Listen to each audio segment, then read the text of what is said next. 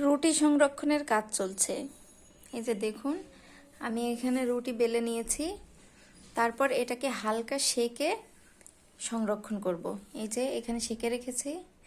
এখানে মূলত 15 দিনের মতো রুটি সংরক্ষণ করেছি, তবে আমার মনে হয় এটাতে 15 দিনের বেশিই হবে, কারণ আমরা ফ্যামিলিতে মাত্র 2 জন।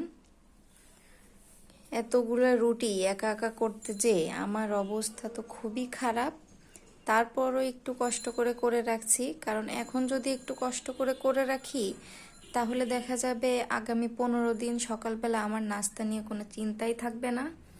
আমি আসলে চেষ্টা করি এভাবে একসাথে কিছুদিনের জন্য রুটি সংরক্ষণ করে রাখার, কারণ সকালবেলা এখন শীতের দিনে সকালে উঠে সকালে নাস্তা করা মানে নাস্তা রেডি করা খুবই কষ্টদায়ক। এই জন্যে এখন একটু হাতে সময় নিয়ে এভাবে আমি করে রাখি, তাতে করে আগামী কিছুদিন আমি একটু রেস্ট পাই। তো এভাবে আমার মতো কে কে রুটি সংরক্ষণ করেন অবশ্যই আমাকে কমেন্ট করে জানাবেন।